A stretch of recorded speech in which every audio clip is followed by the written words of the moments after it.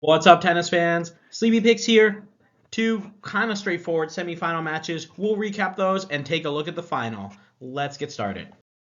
After an undefeated quarterfinals record, we slipped to 1-1 with our semifinals. Not too bad. Let's see if we can get that final pick correct here.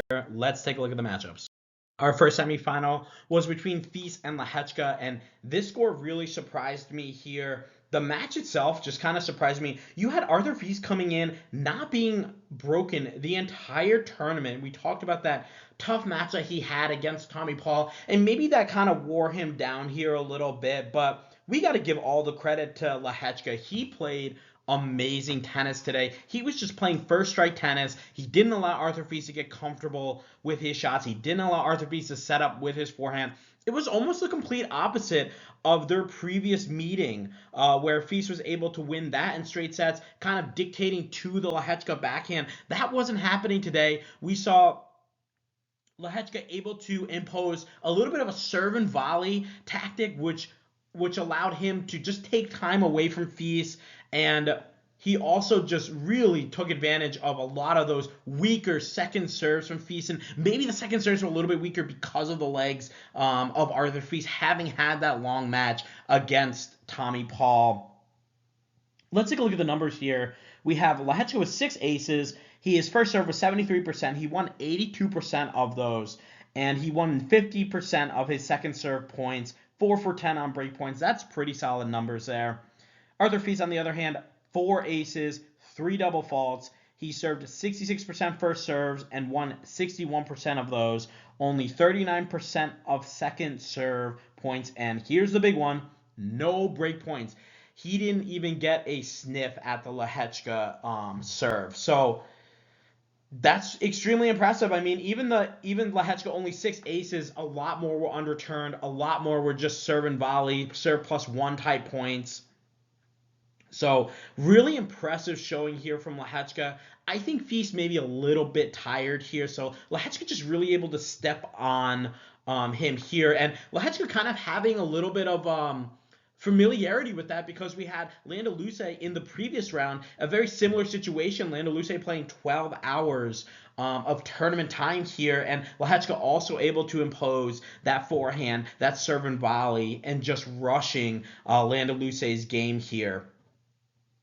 So great win for Lehecka. We did have Feast picked here. I thought Feast was going to win again here in straights. I did like the way that Feast was playing. Obviously, he didn't play great today. Lehecka kept him out of his rhythm. And one other thing that we always got to know here, guys, the revenge factor. It always comes into play, whether it's a week after, maybe a month after. There's always these adjustments, these in-game adjustments that are made here by the opposing player, and Lehecka able to do that, and he's able to get a win 6-2, 6-2 to advance to the finals of the Miami Open. Let's recap the next semifinal. Our next semifinal was a night match, and it was definitely a fun one. Zverev able to push Sinner a little bit more here with a 6-3, 7-6 loss for Zverev. Sinner improving to 8-4 here, and the first set seemed kind of like more of the same. We talked about how Sinner had won 11 of the last 12 sets against Zverev. This became 12 of the last 13 sets, and it looked like the same routine. Sinner able to get a lot of those Zverev serves back, able to move Zverev around and force him to hit some tricky shots. But in the second set, Zverev started to play a little bit more aggressive. He served a little bit better, which allowed him to kind of maintain his offense on his service games. Now, Sinner did have a few opportunities to break on the Zverev service games in the second set, but Zverev did such a great job of getting the crowd into it, and that's something that sometimes we don't really see a lot from him, but he was really able to engage with the Hard Rock crowd, and they were living and breathing with every moment of Zverev, hoping to get him through to get a break here. He had two break opportunities on the Sinner serve in the second set, wasn't able to convert them, but the opportunities were there. And we talked about how we thought this match was going to be a little bit trickier for Sinner, and that maybe Zverev could have taken a set. I think I had originally predicted Sinner in 3 sets, but now I'm not sure. Maybe it was Sinner in straights with one tough set. But Sinner just a little bit too strong in that breaker, a little bit too consistent. Zverev missing I think he missed an overhead, just a very timely miss from him in that breaker. One play that I really liked, and I kept seeing it again, and we talked about this in our last match breakdown of their semifinal, was the wide Zverev forehand pulling Sinner off the court. The short wide pulling Sinner off the court and opening the court up for that Zverev backhand, which we know is world class. So I think something like that, he needs to start to expose that a little bit better. I liked the way that he was playing a little bit more aggressive tennis, coming into net, pushing Sinner a little bit more. That's what you got to do. That's what we saw Mickelson do a couple of rounds ago. Just a little bit more aggressive tennis against Sinner, not letting him set up on those shots. Because when Sinner is able to hit that ball clean, he's extremely dangerous. But tough match for Zverev. We're now looking at 13 of the last 14 sets lost to Sinner. This head-to-head completely turned on its head now. 8-4 for Sinner. And I'm not even going to give you guys the discussion about, Zverev needs to go back and figure this out, because we already know. So let's just move on to the final. And here is our final matchup. Jannik Sinner taking on Yuri Lehecka, a 4-0 head-to-head, and Lehecka has never won a set against Jannik Sinner. Let's go through that head-to-head first, and then we'll talk a little bit about their paths. Sinner winning the last match in Paris, 2025, third round, 6-0, 6-1, 6-2 over Lehecka. Sinner able to beat him in Beijing in 2024 quarterfinals, 6-2, 7-6. Sinner able to win in Indian Wells in 2024, also in the quarterfinals, 6-3, 6-3. And Sinner winning in 2019. Not sure how much weight we can put in this one. This is a third round. It doesn't say the tournament. 6-4, 6-2.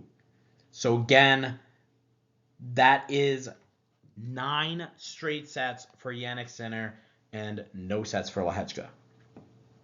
Let's take a look at Sinner's path to the finals here. He was able to take out Jumer in the first round, 6-3, 6-3. He then beat Mute 6-1, 6-4. He beat Mickelson in a tough-fought match, 7-5, 7-6. He took out Tiafoe in the quarterfinals, 6-2, 6-2. And he just beat Zverev, 6-3, 7-6. Lehecka's path to the finals. He beat Kwame, the wild card, 6-2, 7-5. He beat Ethan Quinn 6-3, 7-6. He took out Taylor Fritz 6-4, 6-7, 6-2. He was able to beat Landa Luce 7-6, 7-5. And this afternoon, he beat Arthur Fils 6-2, 6-2. Looking at their hard court records, Lehecka is 10-5 on the outdoor hard courts, and Sinner is now 18-2 on the outdoor hard courts. Really tough here to pick against Sinner. We know he's serving great here. He's one match away from that sunshine double that they all talk about. What can Lehecka do to bother Sinner? And the one thing that I'm gonna look at is how he played Fils today. He put a lot of pressure on the second serve. He served and volleyed successfully, and he was able to dictate with his forehand. And that's something that if Lehecka can find those points consistently, I think he's going to have success against Sinner. But we've seen the head-to-head. We know Sinner's got a comfort against him. This is going to be a very difficult match. I think it is good, though, that Lehecka has had the last couple of matches. He's been trying to pressure his last two opponents. So he's kind of prepared to do the same game plan. And I really hope he does. I hope he doesn't come out there like Tiafoe and just think, well, I'm going to play some longer points against Sinner and maybe win a few. That's not gonna work. You got to force the issue against Sinner. You got to make him uncomfortable. Yeah, you can throw in those long points every now and then because we know, like we talked about a couple days ago, it's going to be hot. It's going to be a little bit hot, and maybe Sinner, who's played a lot of these night matches, is not going to be prepared for that heat. But I just don't see Lehecka winning a lot of those longer points. I think he's going to want to win some of those shorter points, serve +1, return +1, like return coming into net. I thought he was doing that great against Feast today. So if he's able to shorten some of these points to his favor and be on offense on these points, I think he can push Sinner. And it all comes down to, everything's going to be decided on Sinner's racket for me. If Lehecka can kind of push him a little bit, Sinner maybe gets a little bit nervous, then maybe Lehecka can squeak out a set. I don't see Lehecka going from not won a set to winning 2 against the world number 2. I think Sinner's on a completely different level. I think he's playing really good tennis. I think he's playing with a lot of confidence. I think this is exactly what he needs going into the clay court season to get his confidence going, especially after that semifinal loss to Djokovic. I think this is going to be Sinner in straight sets. I think maybe one set is going to be a 7-5. I think the other set's going to be like a 6-4, 6-3. So give me Sinner to win the Sunshine Double and to win the Miami Open without dropping a set. He wins this final in straight sets.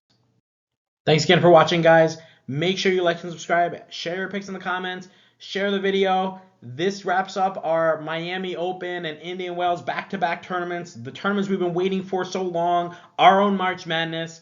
But it's been a great ride so far, guys. Can't wait for the next tournaments. I'll see you guys in the next video.